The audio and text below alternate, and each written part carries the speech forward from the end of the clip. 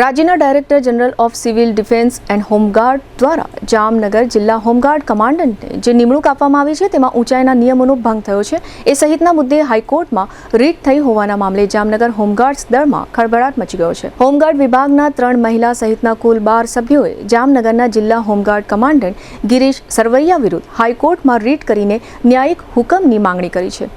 આ રીટમાં એવું જણાવવામાં આવ્યું છે કે ઠરાવ મુજબ કમાન્ડન્ટના પદ માટેની વ્યક્તિની ઊંચાઈ 162 સેન્ટીમીટર અને વજન ઓછામાં ઓછું 50 કિલોગ્રામ હોવું જોઈએ, જેની સામે 2023થી જિલ્લા હોમગાર્ડ કમાન્ડન્ટ તરીકે નિયુક્ત થયેલા હાલના કમાન્ડન્ટ 159 સેન્ટીમીટરની ઊંચાઈ ધરાવે છે।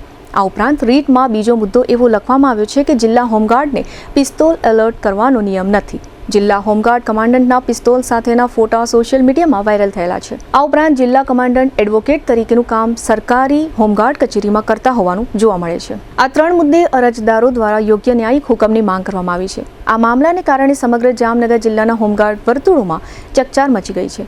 આ સમગ્ર મામલા અંગે આજે મંગળવારે સાંજે GTPL જામનગર ન્યૂઝ દ્વારા જિલ્લા હોમગાર્ડ કમાન્ડન્ટ ગિરીશ સરવૈયાનો ટેલિફોનિક સંપર્ક સાધવામાં આવ્યો હતો। તેમણે જણાવ્યું છે કે મારી નિયુક્તિ નિયમ અનુસારની છે, મારી સામેના આક્ષેપો પાયાવિહોણા છે। હોમગાર્ડ શિસ્તબદ્ધ દળ હોવાથી મેં સંખ્યાબંધ હોમગાર્ડ સભ્યો સામે શિસ્તભંગના પગલાં લીધા છે। આથી આ રીટ તેનો પ્રત્યાઘાત હોઈ શકે છે। આગામી સમયમાં કાયદાને અનુસરીને આગળની કાર્યવાહી કરવામાં આવશે।